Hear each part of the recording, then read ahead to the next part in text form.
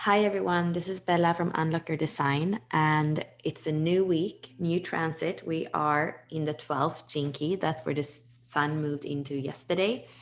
We're going to look at this Jinki. We're also going to look at the body graph and see what's activated. We're going to look at the astrological wheel and see how those activations are placed in space. And I would say today there is an aspect that is at least as powerful as the sun. So we're going to have 3 times this year, we have the square tension between Saturn and Uranus, the old and the new, or the conservative and the liberal. And when we look here, so you can see here we have Saturn, here we have Uranus, and you can see this red line. It means it's 90 degrees. It's a square between them, tension. And it also is a square to the moon here in the 7th. So what do we have? We have Saturn in the 19th. We have Uranus in the 24th, and we have the moon in the 7th. That's the tension. And it's a tension with the old and the new that's going to happen 3 times this year. Once, I think the first one was the 17th of February, and now the second exact square is on June 14th. And the last time it's going to be on the day before Christmas, I believe. So this whole year has that theme of the old and the new, or the conservative and the liberal. We know that Saturn is more kind of severe, more conservative, setting the limits of the universe. But then we discovered Uranus, and the new, the explosive, it always wins over the old at the end. So how does this feel today when the moon as well is squaring that, and the moon is in a leadership gate, it's in the 7th, it's in the leadership that can lead the army, the leader that people have chosen, that kind of collective democratic leadership.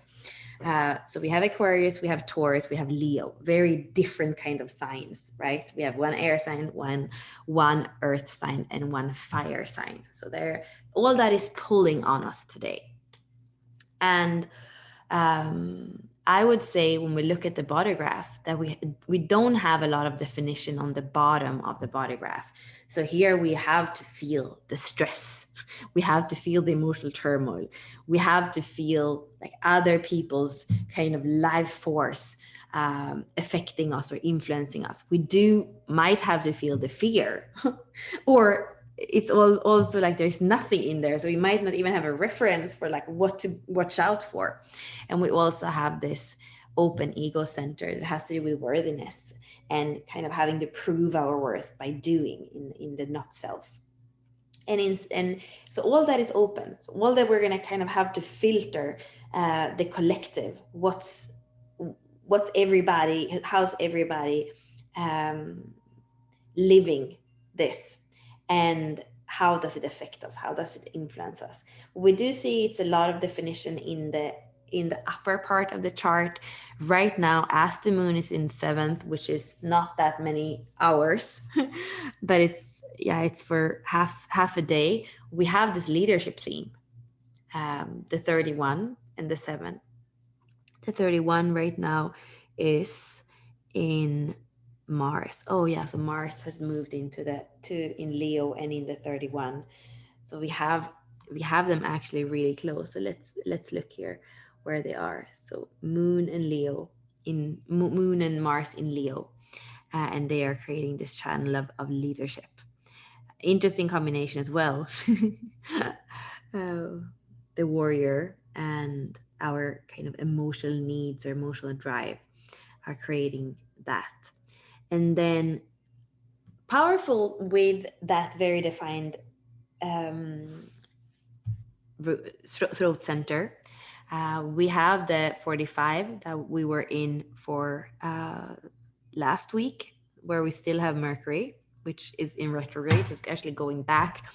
And then this is the sun, and 16 is the north node. So I feel like there's a lot of power in the throat. It's about speaking our truth, especially right now when we have this direct connection to the G center.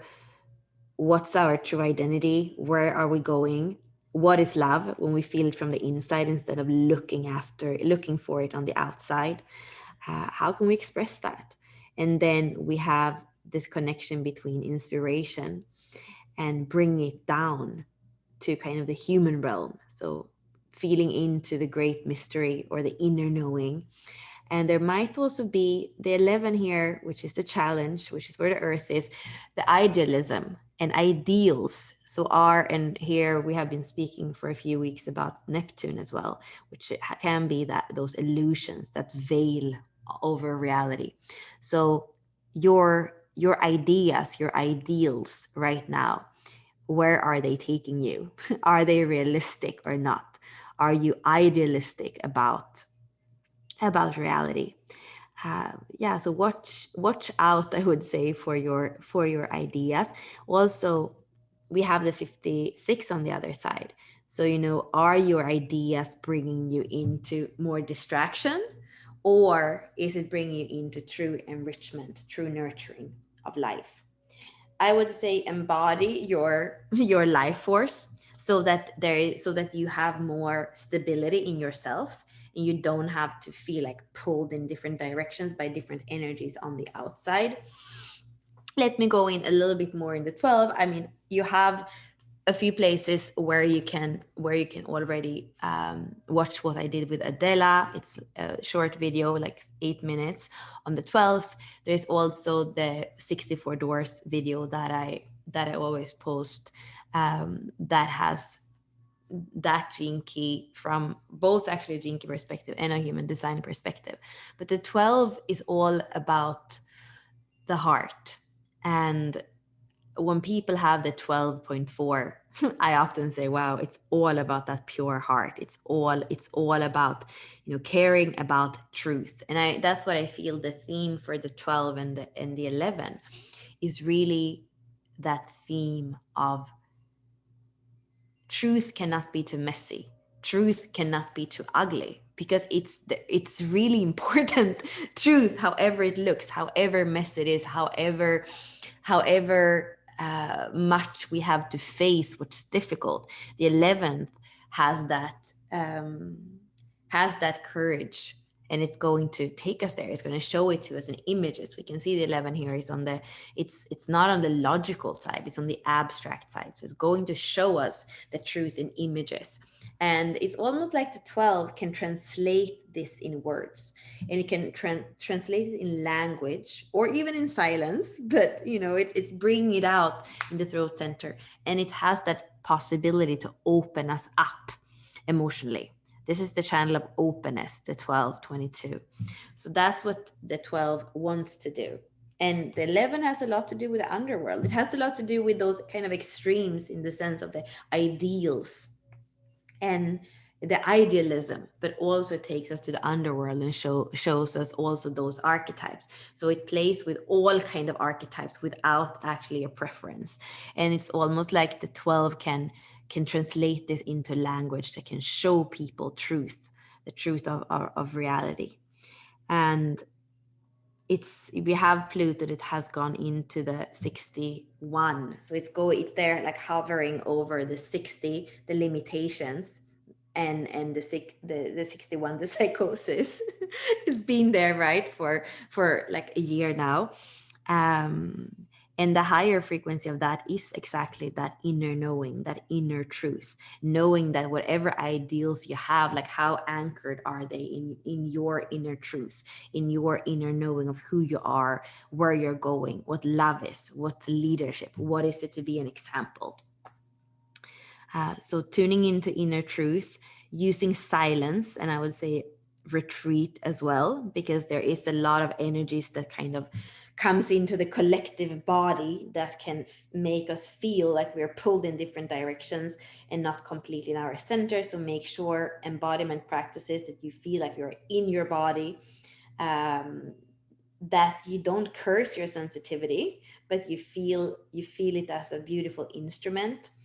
And what else? Yeah, I would say there is something here with completely open ego. I often say if a person has a completely open center, at a certain level of awareness, that center is going to be really what you give back to the world. For you, it's about learning and challenges and kind of wisdom and knowing what's yours and what isn't.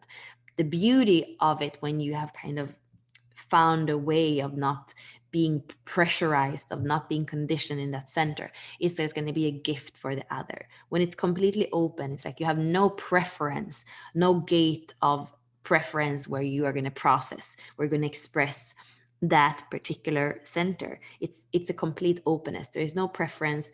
There is a wisdom. There is something that it even feels like the soul has already worked through in another lifetime, and it's the final test of saying, okay, now come back with a completely open, remember what you already know here. It might take a few years, it might take at least the first Saturn return, but then remember your genius in the center and reflect it back to humanity. So I think that here, when we see the open ego, it feels like after what happened last year, and we've had lockdowns and restrictions, and now the world is opening up, are you going to start running in the hamster wheel, or are you going to tune more into truth of the 12th, of the 11th, more into creating something that is more balanced than where you were before, and that is maybe free from the pressure of how we should do things, of how we should show up, of what's expected from us.